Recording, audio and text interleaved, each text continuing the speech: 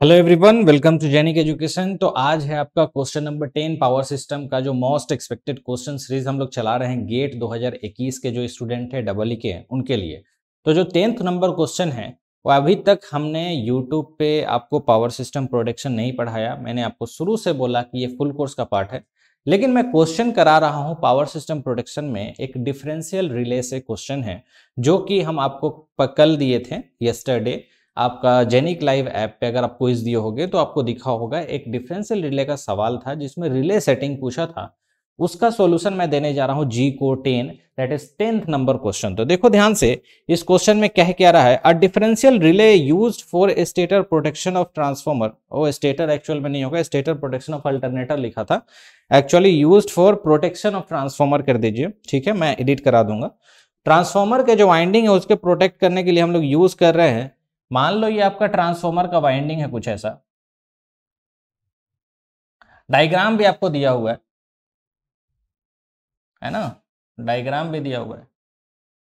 होता क्या है डिफरेंशियल रिले, उस पर हम बात नहीं करेंगे, कैसे ये काम करता है वो सब चीज ऑलरेडी फुल कोर्स में हम करा दिए हैं, और प्लस जी ऑप्टिमस यूजर को भी पता होगा अगर आप जी ऑप्टिमस लिए हो। तो पावर सिस्टम को ओपन में कर रखा हूँ, आई थिंक 2000 रुपये लगेगा।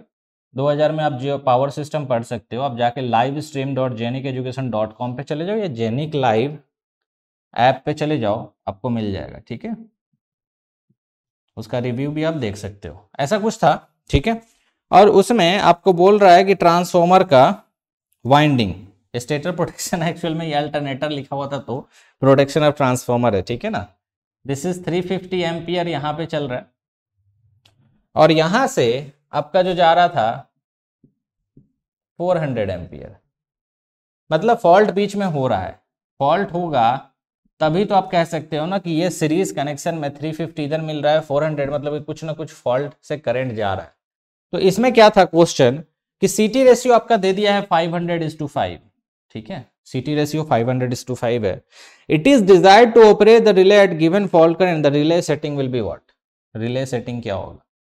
अब जो जी ऑप्टिमस पढ़े होंगे उनको बता दिया था कि फॉर्मूला एक भी रटने की जरूरत नहीं है, वो लोग को बहुत अच्छे से समझाया हूँ कि किस तरह से आप प्रोटेक्शन में भी आपको फॉर्मूला एक भी रटने की जरूरत नहीं है, आराम से आप निकाल सकते हो जस्ट बाय यूनिटरी मेथड, है ना। तो वो चीज उनको मैं समझाया था, आपको भी थोड़ा बहुत समझाता हूँ। रिले सेटिंग क्या होता है, देखो यहां पे जितना भी आपका करंट आएगा वो ले लीजिए, डिवाइड कर दीजिए उसको सीटी के सेकेंडरी रेशियो से, है वो कैसे होता है, क्या होता है, वो सब एक तरह से देखो तो जी ऑप्टिमस के लिए था, ठीक है, और फुल कोर्स के लिए बस सीधी सी बात है, आपको रिले सेटिंग फाइंड करना है।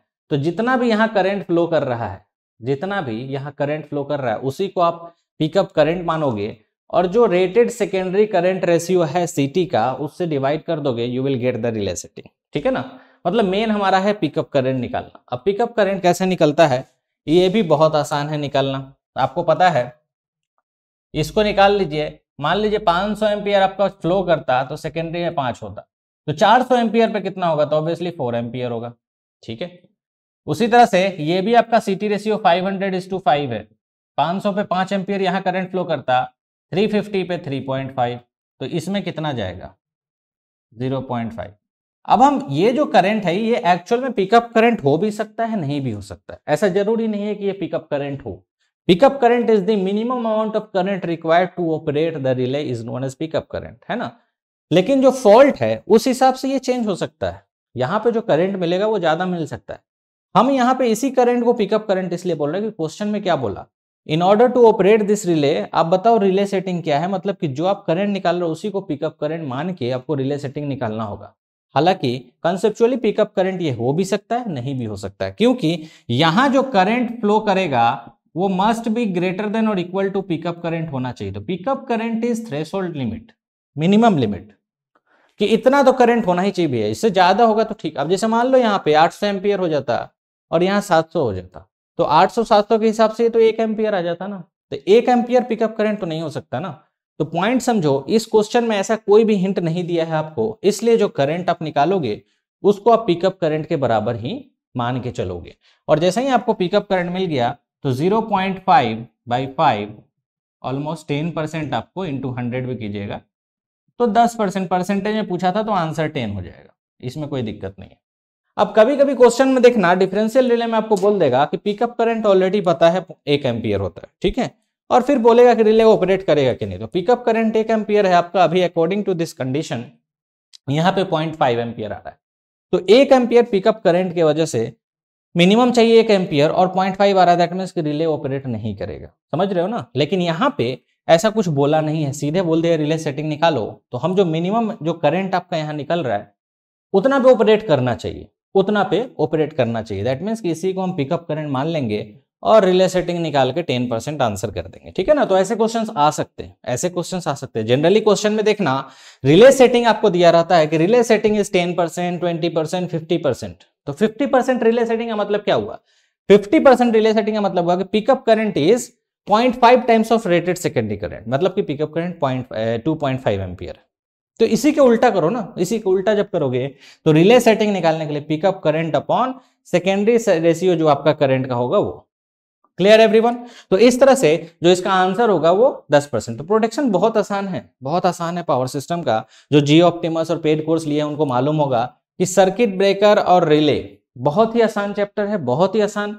बस एक काइंड ऑफ समझिए तो आपका ब्रेन सिर्फ काम करना चाहिए। और एक भी फॉर्मूला मैं नहीं रटाता हूं, इसमें टोटल चीज चाहे वो पीएसएम हो, चाहे वो टीएमएस हो, time multiplier setting, plug setting multiplier, कुछ भी फॉर्मूला देखते हो ना वो सब रटाया ही नहीं हो। बोला हूं ऐसे ही सॉल्व कर लोगे, बिना रटे हुए सॉल्व कर सकते हो अगर आप पढ़े हो अच्छे से जियो ऑप्टिमस। कोई जियो ऑप्टिमस यूजर देख रहा है तो एक बार कमेंट करके बता भी देना बाकी को कि मैं झूठ बोल रहा हूँ या क्या सच बोल रहा हूँ, है ना।